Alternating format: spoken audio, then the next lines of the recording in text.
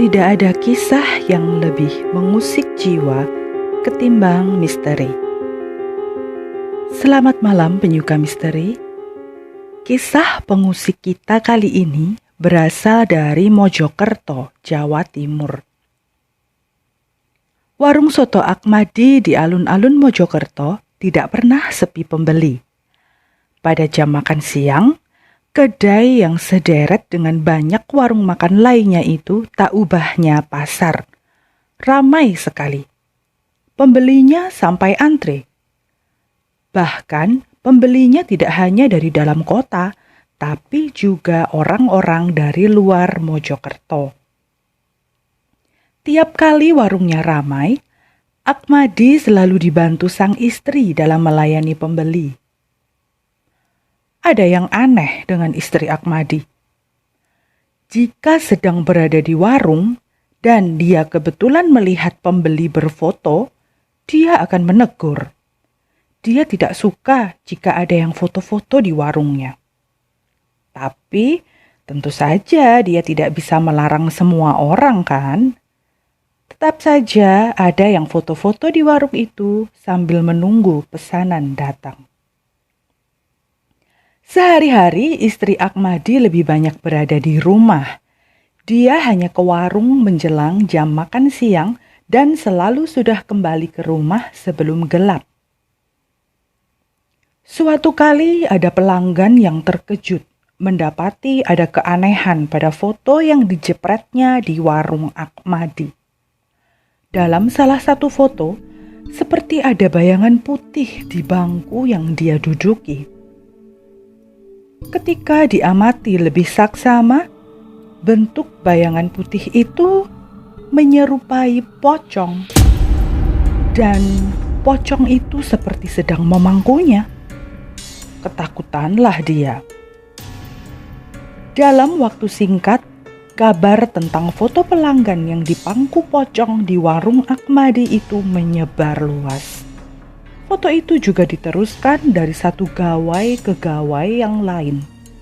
Hebohlah kabar itu, orang-orang ketakutan.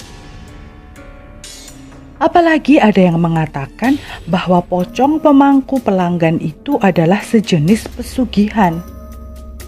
Konon, pocong itu bisa menyedot harta dari orang yang dipangkunya. Dengan demikian, si pemelihara pocong akan mendapatkan kekayaan berlimpah tanpa perlu bekerja keras. Parahnya, pocong pesugihan juga disebut-sebut suka mencari tumbal. Tidak hanya kehilangan harta, bisa-bisa korbannya juga kehilangan nyawa. Kehebohan itu berdampak serius pada usaha Akmadi. Makin hari, pembeli di warungnya makin berkurang. Sang istri yang tetap selalu datang pada saat jam makan siang pun lebih banyak duduk-duduk di warung sekarang. Akmadi yang sama sekali tidak mendengar soal rumor tentang warungnya, keheranan. Dia merasa bumbu dan bahan-bahan yang dia olah menjadi soto tetap dia jaga kualitasnya. Tidak ada yang diubah atau dikurangi. Karena itu, ketika mendadak warungnya sepi, dia kebingungan. Jika dia bercerita kepada istrinya, sang istri hanya memintanya untuk tenang. Tidak usah dipikirkan, aku masih punya uang. Besok tetaplah jualan, pakai uang ini untuk belanja, kata sang istri sembari menyerahkan uang yang jumlahnya cukup untuk berbelanja kebutuhan warung. Meskipun tetap bisa belanja dan jualan setiap hari, Akmadi tidak bisa berhenti heran mendapati fakta warungnya kian sepi. Malam itu, Akmadi sengaja mencari-cari informasi tentang penyebab menurunnya pembeli di warungnya. Sebab warung-warung lain di deretannya tetap jadi jujukan pembeli, bahkan ramai. Malam itu Akmadi menutup warung sotonya lebih awal, selepas maghrib. Padahal biasanya warung soto itu buka sampai pukul 9 malam. Akmadi lalu mendekati warung sate Madura milik Tono, temannya. Tono terkejut melihat kedatangan Akmadi. Dia lantas mengajak Akmadi duduk berdua di depan warung satenya. Kepada Tono, Akmadi berkeluh kesah tentang warungnya yang makin hari makin sepi. "Jadi, kamu sendiri belum mendengar isu mengenai warungmu, Di?" tanya Tono. "Belum. Memangnya ada apa?" sahut Akmadi. Tono lantas menceritakan apa yang didengarnya secara terperinci. Mulai dari foto salah seorang pelanggan yang katanya dipangku pocong sampai rumor tentang pesugihan yang minta tumbal. Tak hanya bercerita, Tono juga menunjukkan foto pelanggan Akmadi yang dipangku pocong itu. Mendengar cerita itu, Akmadi geleng-geleng kepala sambil sesekali menarik napas dalam-dalam. Kepalanya mendadak pusing. Dia terkejut mendengar fakta itu. Dia menduga ada yang tidak suka dengan keberhasilannya mengelola warung lalu mengembuskan rumor jahat seperti itu. Akmadi bersumpah bahwa dia tidak pernah memakai jimat atau pesugihan, apalagi melibatkan ilmu hitam seperti pesugihan pocong yang dituduhkan. Dalam kekalutannya, Akmadi lantas pulang ke rumah. Langkahnya gontai. Mendekati rumah, dia agak heran melihat lampu-lampu belum dinyalakan. Padahal hari sudah gelap. Dia lalu mendorong pintu rumahnya. Tidak terkunci.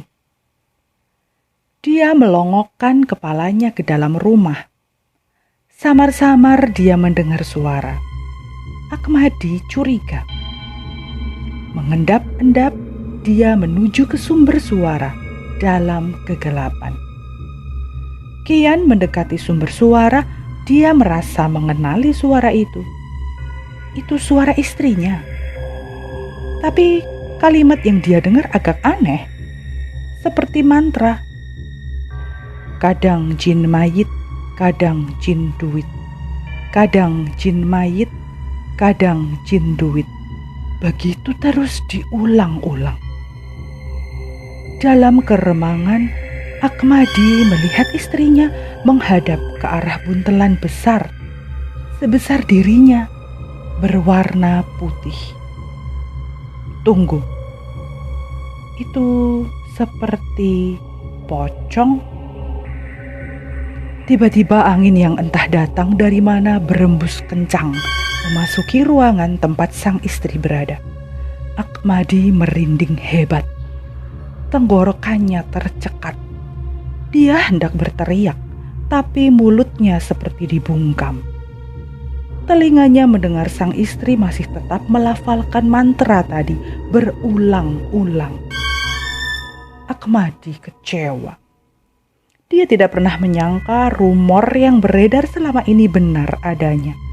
Bahkan pelaku pocong pesugihan itu istrinya sendiri. Ketika dada Akmadi disesaki rasa sesal, suara keras seperti benda jatuh terdengar dari dalam kamar. Bruk. Setelah itu suasana kembali sunyi. Mata Akmadi melotot demi melihat sang istri memeluk pocong tadi dan membuka talinya. Mata istri Akmadi berbinar. Di dalam buntelan pocong itu ada begitu banyak uang tunai yang entah dari mana dan bagaimana datangnya. Refleks istri Akmadi menciumi kain mori berwarna putih itu dan dengan serakah mengambil lembaran demi lembaran rupiah yang seperti tersaji untuknya. Dalam gelap itu, Akmadi hanya bisa beristighfar.